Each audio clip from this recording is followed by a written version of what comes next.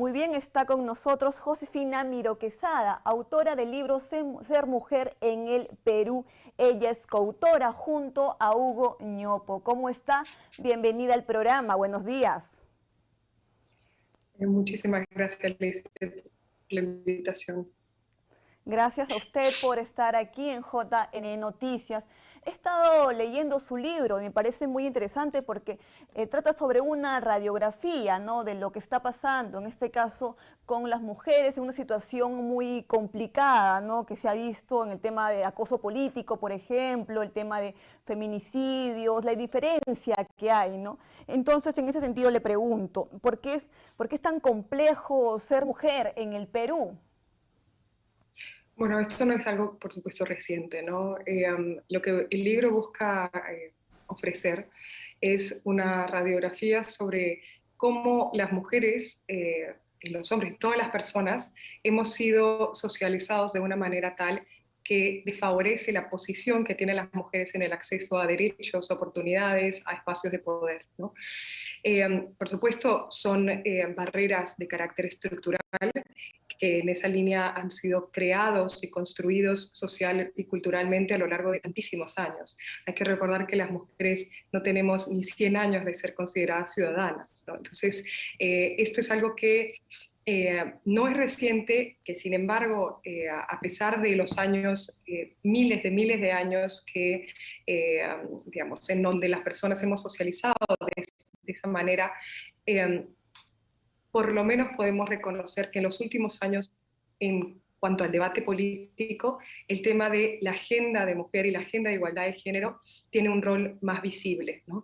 Hoy podemos hablar con mayor franqueza y con mayor consenso de los distintos flagelos que afectan a las mujeres por su condición de ser mujeres, ¿no?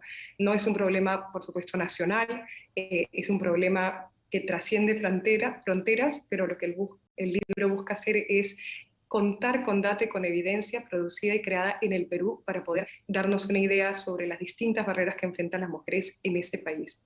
Claro, como usted señala, ¿no? Esto en el paso del tiempo ha ido mejorando, ¿no? Por ejemplo, vemos en el Congreso de la República, los congresos unicamerales a nivel de Latinoamérica, ¿no?, que se ha ido aumentando, que si bien retrocedemos atrás, como usted señala en el libro, en un 9% en 1990 a un 30% prácticamente que estamos ahora. ¿Usted cree quizá que se deba a la ley de paridad y alternancia que ha habido en el 2021 o que hay en el 2021?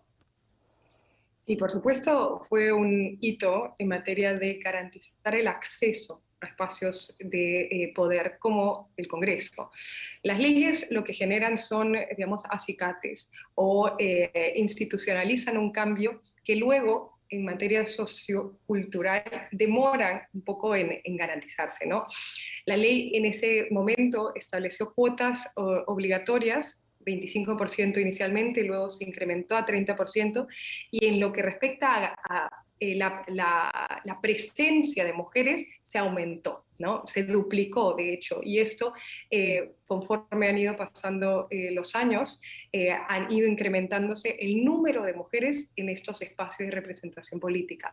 No obstante, las barreras no son únicamente de acceso, sino también de permanencia y a lo largo del ejercicio de la función pública. Entonces, si bien hay un avance importante gracias a esta ley, luego se discutieron, digamos, varias otras iniciativas para poder no solo garantizar el acceso de mujeres, sino también garantizar que,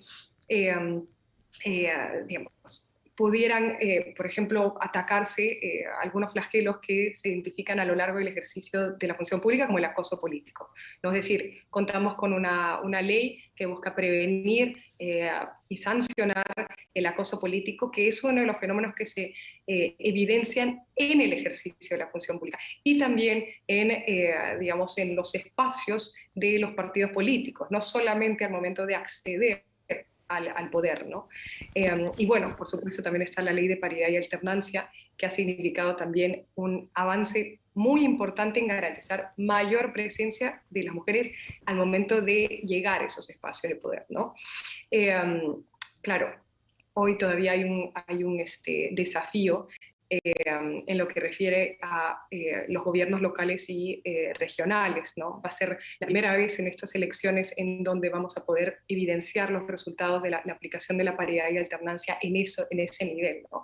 Lo hemos visto en el Congreso, ha generado un impacto importante, pero lo que digo en el libro es que no solamente debemos garantizar el acceso de más mujeres en espacios de poder político, sino que también qué hacen las mujeres que llegan a esos espacios para poder garantizar que a través de distintas iniciativas podamos alcanzar una igualdad de género, ¿no? La mera presencia de una mujer es per se una garantía de que su trabajo, su dedicación y su esfuerzo y su agenda va a abogar a favor de la igualdad de género. No siempre es así. Entonces, creo que el desafío no solamente es llegar a más espacios de poder, sino una vez en esos espacios, poder abogar por una agenda que permita desterrar y erradicar estas barreras que impiden a todas las mujeres desarrollarse en condiciones de igualdad. Claro, porque si bien ha aumentado en lo que es a cargo de elección popular, en lo que es a las mujeres, vemos, por ejemplo, gobernadoras o al mismo sillón presidencial, que no hay en este caso ni una mujer hasta la fecha, ¿no? Por supuesto, ¿no? En la historia del Perú, una presidenta legítimamente, digamos, eh, elegida y en el cargo no hemos tenido, ¿no?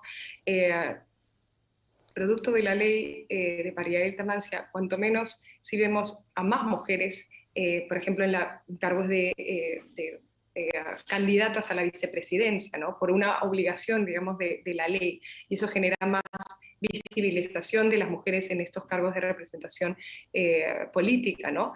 Pero lamentablemente al día de hoy todavía el desafío está en bueno, acceder no solamente al sillón presidencial, sino descentralizar la política y descentralizar la participación de las mujeres en distintos espacios de poder, no solamente nacionales, ¿no?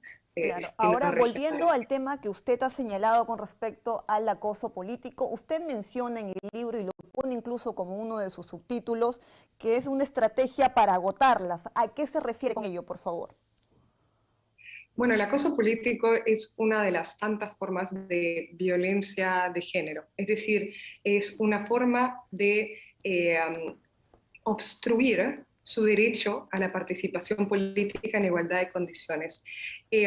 Se basa en el género porque parte de la premisa de que el acoso busca ratificar que el espacio de la política es un espacio ajeno a las mujeres, ¿no? Es un espacio donde las mujeres han sido históricamente excluidas. El acoso político es, por tanto, una manera de excluirlas de ese espacio, de decirles que ese no es su espacio porque su rol más bien no es ejercer la función pública, sino más bien las tareas domésticas, ¿no? Hay distintas formas y hay estudios ahí contemplados en el libro de cómo se manifiesta el acoso político.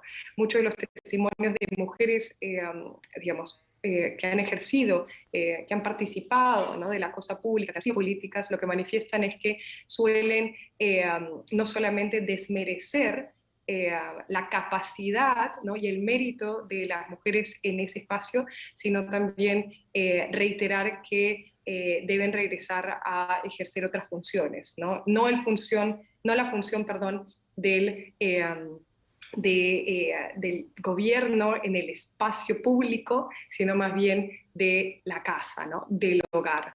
Claro, Entonces, como habíamos señalado, incluso habíamos conversado fuera de cámaras, ¿no? Que desde quizás muy pequeñas, ¿no? Se ve como hay esa diferencia entre mujeres y hombres, ¿no? Que a las mujeres le regalan tanto cocinitas, le dan muñecas, ¿no? Y a los hombres le dan otro tipo de juguete. Entonces, ahí desde muy pequeñas se está viendo la diferencia entre ambos sexos, ¿no? sí, por supuesto. El gran desafío es social y cultural, ¿no? Entonces, cuando nosotros, digamos, hablamos de que el problema es un problema estructural, atendemos a esas formas de socialización en la que nosotros hemos estado expuestos desde la edad más temprana, ¿no? Desde cosas que a veces no tomamos conciencia del impacto que van a tener en nuestra carrera, ¿no?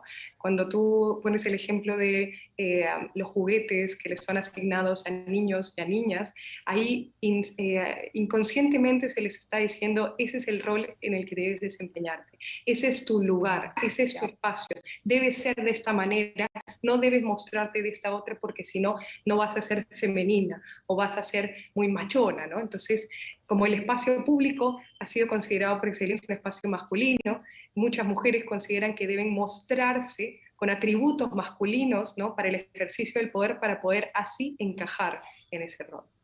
Exacto. Ahora, también usted señala en su libro sobre dos niveles de análisis. Uno se trata sobre una política más femenina y una sobre una política más feminista. ¿Cuál es la diferencia entre uno y otro?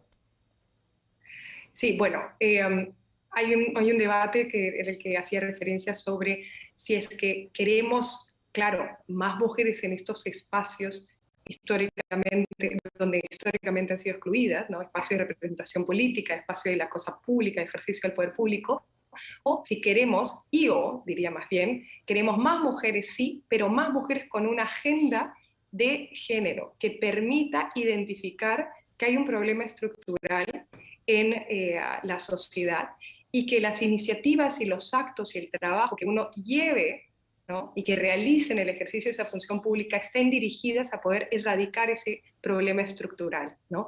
Que afecta a todas las mujeres. Entonces, una cosa es más mujeres o una política más, digamos, femenina en el sentido de que haya más presencia de mujeres, o es que queremos más bien una agenda, digamos, de género, una agenda más feminista en el sentido de poder contribuir con esa mayor presencia de mujeres a que la agenda que uno lleve a esos espacios de representación sea una agenda de igualdad de género, ¿no? Y Entonces, no de lo contrario, ¿no? Llegar a estos espacios de poder teniendo una narrativa que desfavorece a el común de las mujeres y la posición que ocupan en sociedad, ¿no?